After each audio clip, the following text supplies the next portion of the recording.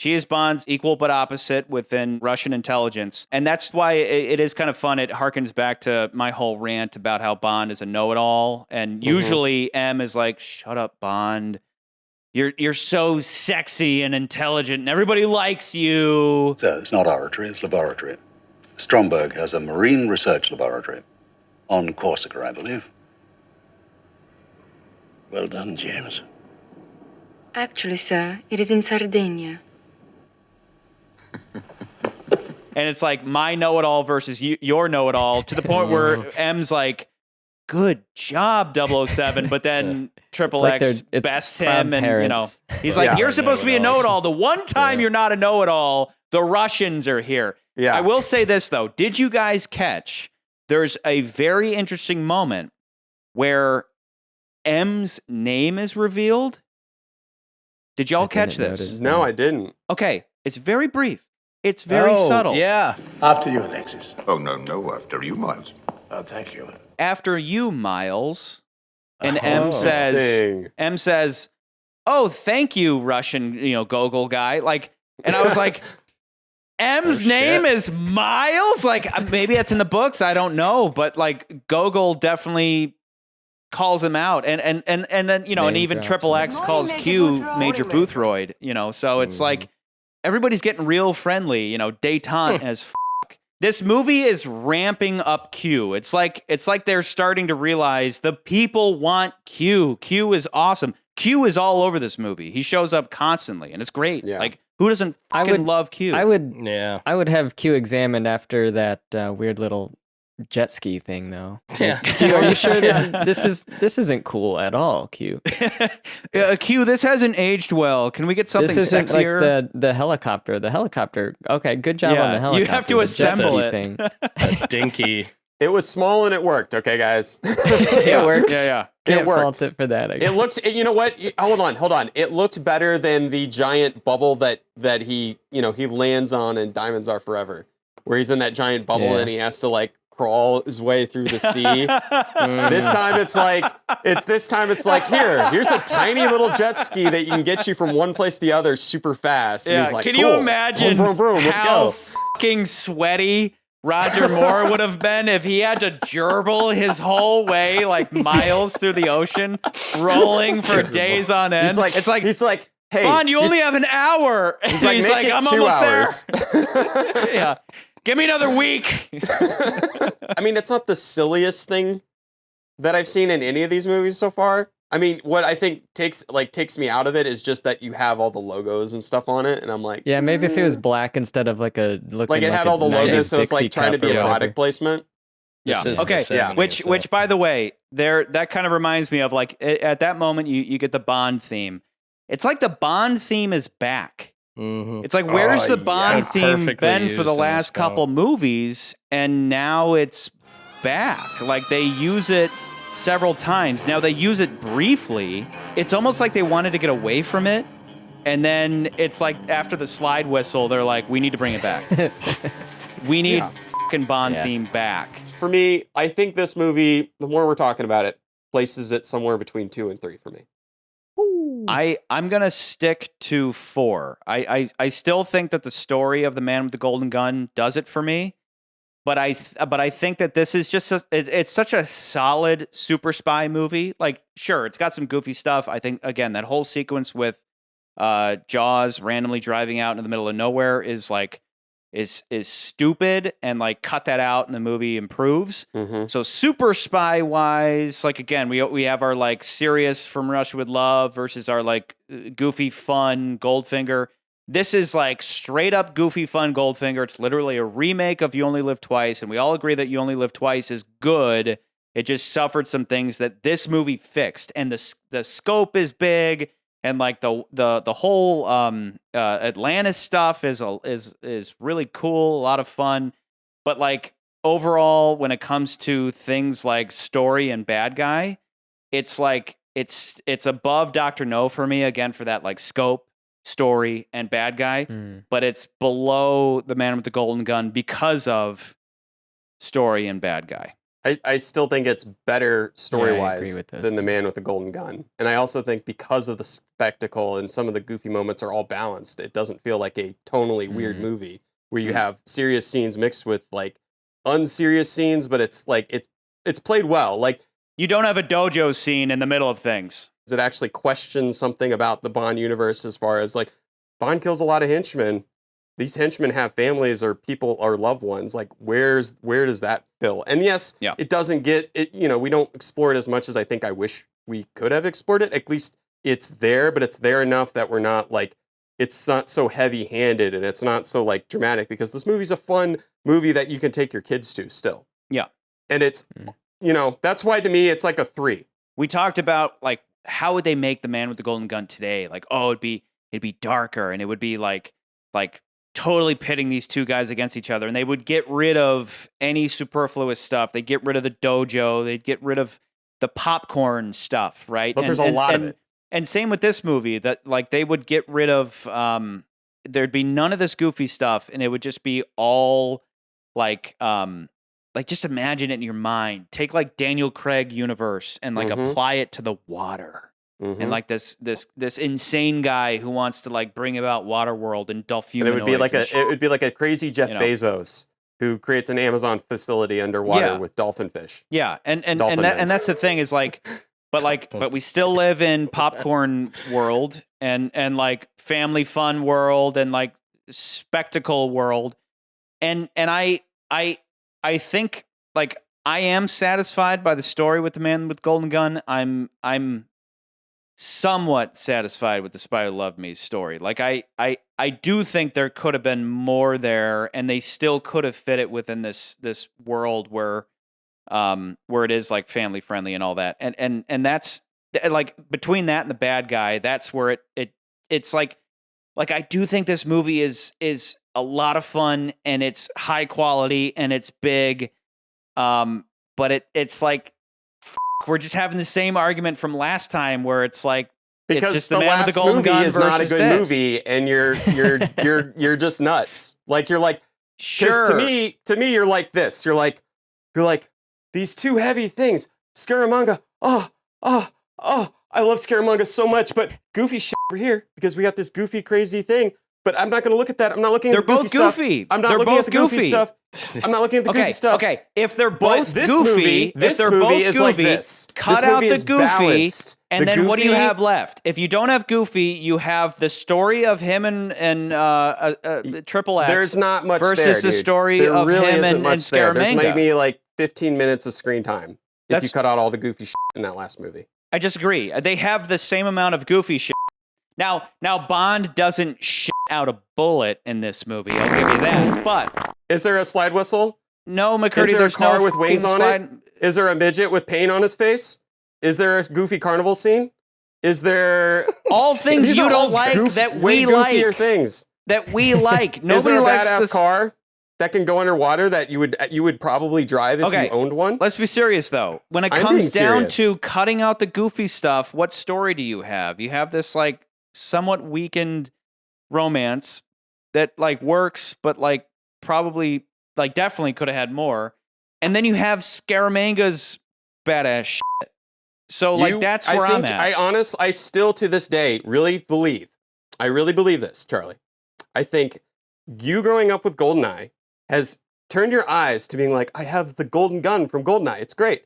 I also really love Lord of the Rings, and Christopher Lee is great. And I'm for the some guy reason, who you have said convinced I'm the guy yourself who that said I don't Golden give Lee- a f- about GoldenEye. You have convinced I think yourself that GoldenEye is like Christopher one of the Lee's most overrated performance video games is the best ever. movie Anybody ever. still saying like that's what I said to you guys, That where you're is- like that is Oddjob where is I so think you awesome, think and that I'm like, movie's so you good. only like Oddjob because he was in GoldenEye. GoldenEye, it's like Citizen Kane. It's been I fucking didn't surpassed. play GoldenEye Hey Charlie, as do you a want to play kid. GoldenEye? No, I want to play Halo. I don't ever want to play GoldenEye ever again because it's lame. Because it's been surpassed by. If they remade it, that'd be cool.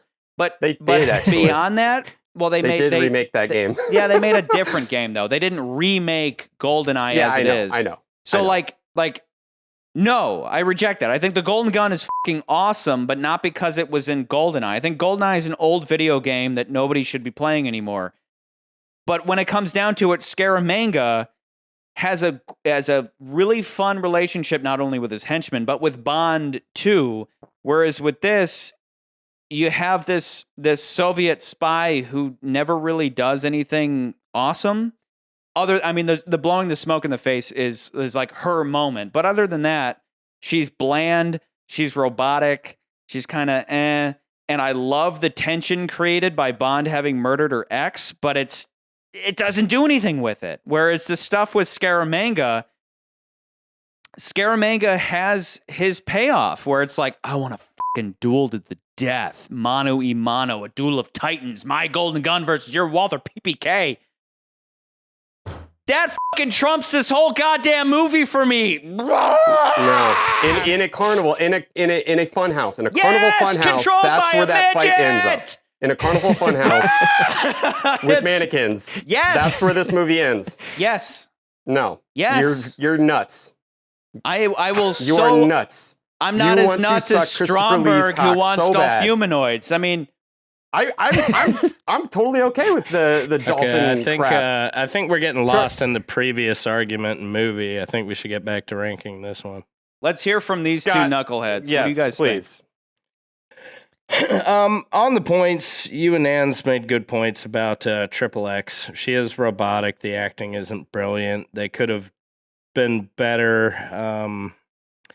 I guess, as you said, what did you say? If she knew that Bond killed her lover earlier, it might have created a better dynamic. There could have been more points where they worked together to bring down bad guys instead of it just always being Bond saving her. So I'll agree with that. That brings it down. She's the best of the best, and she doesn't do much with that. And I will agree with the goofiness somewhat. I think I'm somewhere in the middle. I don't think I'm fully with you guys on Jaws. But I do agree that scene was kind of strange in a way, and its setup and how it finished. So I'll bring it down a bit, but I think I'm going to settle with McCurdy at 3. Okay. I don't think I'm going to go lower than that. Yeah. Well, just like all the other movies, this is my first time watching this movie, and I think Char, you've kind of brought it up, and it's definitely the case for me where I've been spoiled by Daniel Craig's Bond movies, and I think I'm gonna say it, I guess. I want a darker Bond, but I want, a more focused story on Bond. I don't like all the extravaganza that goes on with You Only Live Twice, and in this movie, I want a focused story on Bond and a bad guy. And if you're gonna throw a girl in there too, that's fine, but she better, be a good character. And this movie has a whole lot of other stuff in it. I enjoy parts of it. I also find a lot of it goofy, and I don't like the humor goofiness that we get. Again, that goes, I guess, being spoiled with Daniel Craig. There's almost no goofiness in those movies. So yeah, I mean, I'm struggling, I guess. I know I mentioned initially, I'm thinking number 8 or something, but I did also kind of think maybe closer to 4 or 5 range. All right, I just so don't. McCurdy's so we have holding 2 3s, 2 4s. Yeah, McCurdy's holding at 3. Scott's holding at 3. I'm holding at 4. So it sounds like it doesn't really matter, Nans. So let me say this. Yeah, I don't feel strongly it needs to be at the bottom, but I'm on your boat where I want a better bad guy, and I don't like Stromberg all that much. Here's the thing. If it, again, removing the goofiness, because both movies have goofy. Mm-hmm. They both have goofy, regardless of amount of goofy, whatever. Throw that out. What you're left with is you have Triple X, who, again, in this movie becomes, just like Scaramanga was Bond's equal but opposite, this is now equal and opposite within Russian intelligence, and literal opposite in terms of penis turning into a vagina. So removing goofiness, you have Bond and his relationship with Triple X, and then you have Bond and his relationship with Scaramanga, and then you have Bond and his relationship with this, Stromberg is, I think objectively speaking, Stromberg is a weaker bad guy. If it's not going to be Scaramanga versus Stromberg, where clearly Scaramanga is going to win. Like, again, objectively speaking, Scaramanga is a stronger bad guy than Stromberg, who has like, he's just insane, and he has these followers for some reason. Like, I like that the stakes of the Man with the Golden Gun are limited to just Bond's reputation versus this, like, you only live twice rehash of like East and West destroying each other, Russia and the US going to war. On that point, I felt like there was a lot of recycling in this movie. Yeah, on the other hand, you just have Bond's reputation, and like, I like that. Like, for me personally, the stakes just being Bond's reputation, I think that's really cool. Now, to level with you guys, with McCurdy and Scott, I could bend so far as like the whole Goodnight thing. Like, again, my whole thing, like, I was not trying to defend Goodnight just to like push the movie.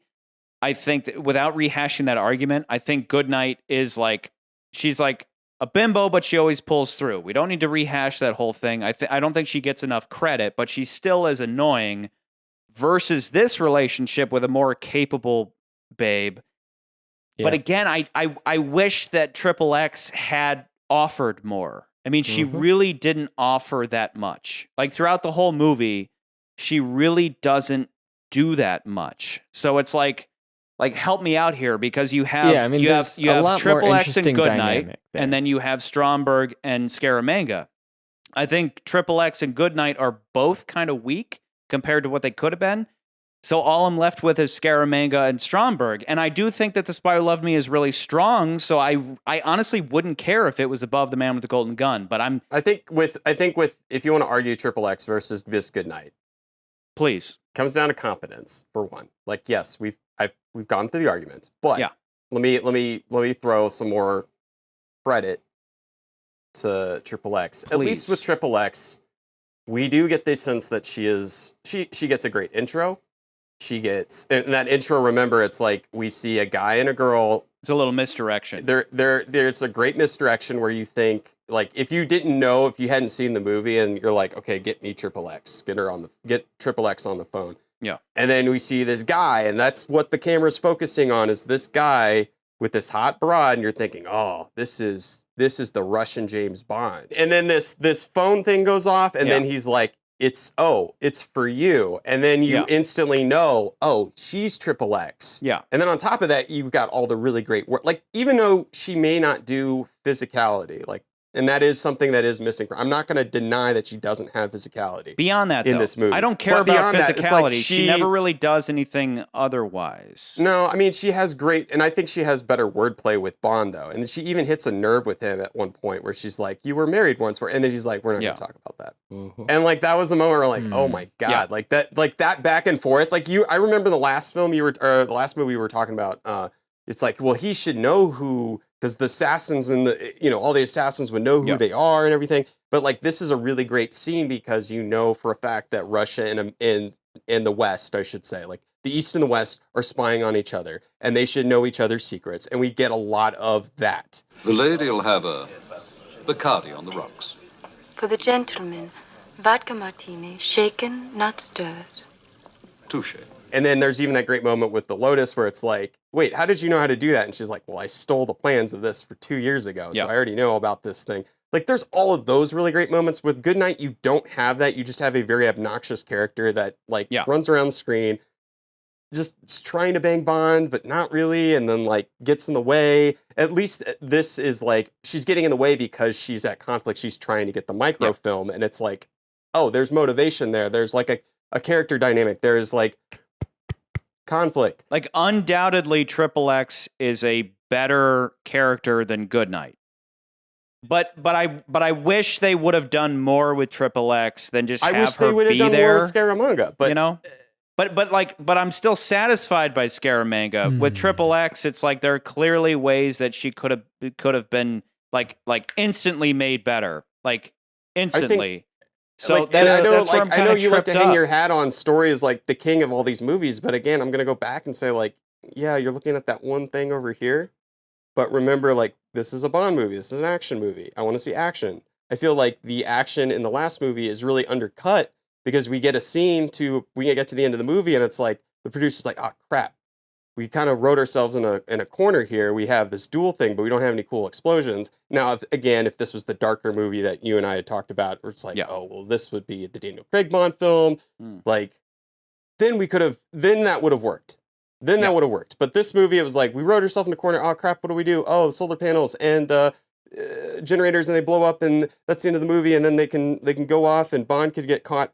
You're saying that the ending is more organic with the destruction of Atlantis. It's like this movie. It's like that's true. It's a Bond movie. Like you want to discredit all the spectacle, but the spectacle, it's weight. It is weight because that is what I go. If I'm going to go see a Bond movie, I don't want to see people sitting in rooms and talking about their pistols. I want to see action scenes. I want to see really great action scenes. This movie has, again, like the best car action scene we've seen in any movie. And not to mention that it goes from air to land to sea, and there's just a huge dynamic there.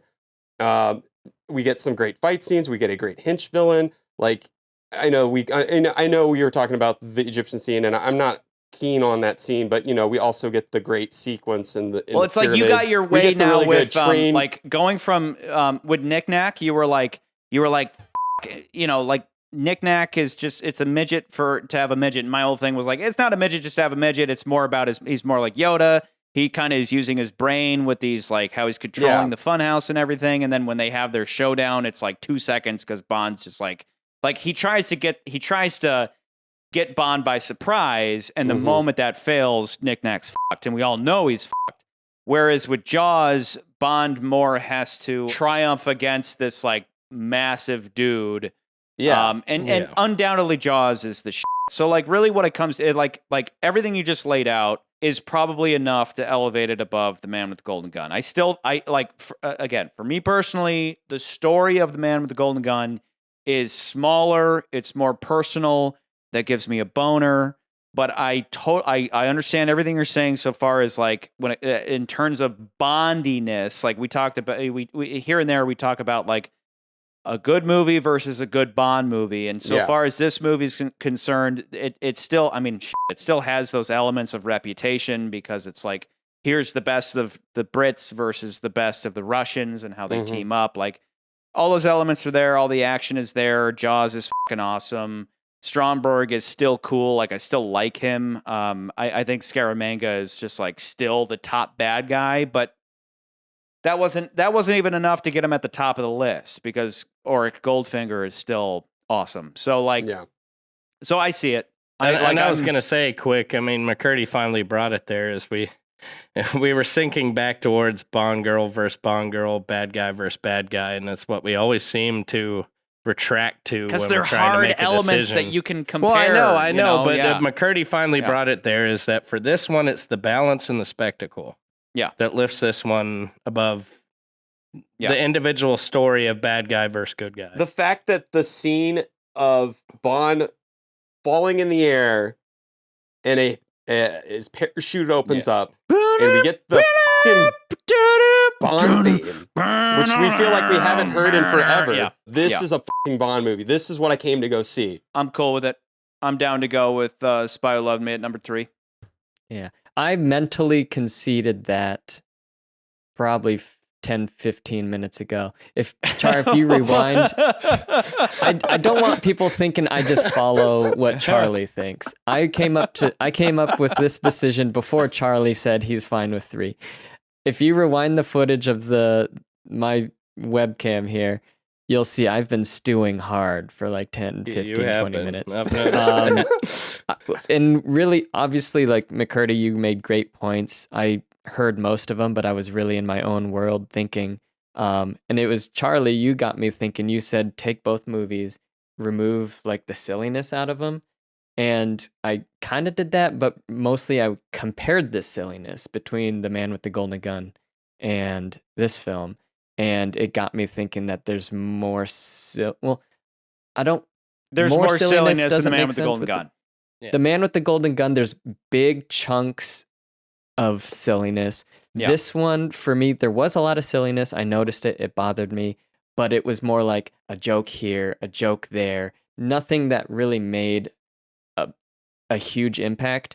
The whole like dojo, like karate school thing in The Man with the Golden Gun is not great. Yeah. I do not like that Louisville cop guy. I forget his name. Not Louisville. J.W. Louisiana. J.W. Peppa. I don't love him. And yeah, I do think 3 makes sense. And I'm gonna look like such a volatile opinion and easily swayed person, but coming in as this is my first time viewing this movie person, I think it's important for you guys to do what you've done and like lay it all out there. But again, I think comparing the silliness between The Man with the Golden Gun and this film is what made me kind of change where I'm placing it. When it comes down to just overall, like, again, this is like attempt number 2 at the plot of You Only Live Twice, and it's just they learned all the lessons from You Only Live Twice, they fixed them, and then you throw in the fun little relationship between these the two top agents of Britain and Russia, and then you throw in Jaws, and again, there's more to be desired from everybody between Jaws, Triple X, and Stromberg, but what we got was still cool and fun. This is a solid Bond movie. This is where it's like, is it a good movie or a good Bond movie? This is where it's like a solid Bond movie. It's got the best skiing. I mean, the skiing scene is awesome, and then it ends in one of the best prologue it's definitely the best prologue ender so far. I like the song, but I think the opening of the song is really weak. How cool would it have been if it had gone into like You Know My Name or something? Like, I'm gonna cut that in too. Bang!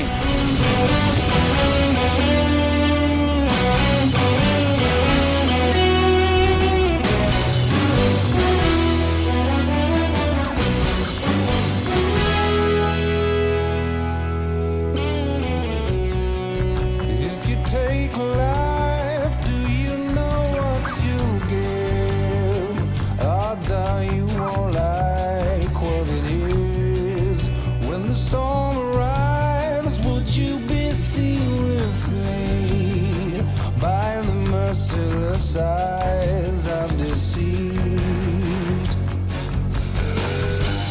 I've seen angels fall from blinding heights, but you yourself are nothing so divine. Just next in line on yourself, because no one else will save you. This is really kind of the first time that the name of the song is not the title of the movie necessarily, even though it has the title of the movie in the song. Mm-hmm. So, Scott, to me, where do you place Nobody Does It Better, the theme to The Spy Who Loved Me? I'd probably put it somewhere. I don't actually have it ranked right now. I haven't been keeping up with that. I should get back to it, but I'd put it somewhere in the middle. I think it's a song that actually, similar to The Man with the Golden Gun, works better as background scoring for the movie than it did as an actual opening sequence. Yes. Like, this song did brilliantly when they were riding the camels through the desert, when he arrived there. Like, this song works so well in the background, just like The Man with the Golden Gun song. Which it was made a titled great The Man Chinese with the Golden theme. Gun, right? Like The Man with the Golden Gun was like a fantastic and it worked very Chinese well in theme. the background as scoring, but it This wasn't is like a good as- romantic score. Yeah, it didn't blow it away as just a Bond intro song. Yeah, it you doesn't- know? it doesn't- Neither one are top of the list when it comes to No. like the best ones you think of, but both of these worked brilliantly in the background. If I'm not mistaken, I think this song may have won an Academy Award, but It was don't hold me to that. nominated, but didn't win. In 2004, it was honored by the American Film Institute as the 67th greatest song as part of their 100 Years series. Because it was whatever used that in means. films like Mr. and Mrs. Smith, Little Black Book, Lost in Translation, and Bridget Jones. Okay. It's been Well, I used didn't in know a that. ton of films, so it's lasted through the years. there's nothing better than the explosive Bond opening, and that's what they become later. It's like mandatory that they like when that song starts, you better be fucking jacked up. Whereas I think the opening of this song is really boring and lame. But then you get into it. Like as soon as you hear the lyrics, "The Spy Who Loved Me," that's where I'm like, oh, this song's good. But when it opens, like with that like cradling of the parachute, I'm always like, oh, it's a lame Bond song. And then later I'm like a couple minutes later, I'm like, oh wait, this song's good. But always when I see that cradling, I'm like, oh, I'm gonna go take a piss. I like the intro for me because I like the because it's a piano. It's a piano in the beginning, right? It's like it's a light piano. Because it reminds. So we hit the badass like parachute opens and we get the Bond theme, and so then it's we subtle. slowly drift into the next song. But when he's slowly drifting that song, it's the dun, dun, dun, dun, dun, dun, dun. And it's kind of like it's kind of reminds me of a cartoon where it's like something floating down slowly. Yeah, but and it so does I feel not. like it works but it that does well. not hit a light piano like Skyfall hits a light piano. No, I mean it's not like Skyfall, sinking, but that's it. for me, it's like one of the better songs for me. But it's not something where I'm like, no, this is the best one. You know what I mean? This song has grown on me quite a bit. It is one of those that the more you listen to it, you're like, all right, it is a very good song. Yeah. But once again, I think it worked better as background scoring for the film more than it did as like an iconic intro. We are locked in now. We are still at Goldfinger, the fucking Goldfinger at number 1. From Russia with Love, number 2. The Spy Who Loved Me, number 3. The Man with the Golden Gun, number 4. Dr. No, number 5. On Her Majesty's Secret Service, number 6. Thunderball at number 7. Live and Let Die, number 8. Number 9, Diamonds Are Forever. Number 10, You Only Live Twice. Still just at the bottom. But you've been bested, bitch, by a remake that's not space, it's water. You know what I'm saying? Anyway,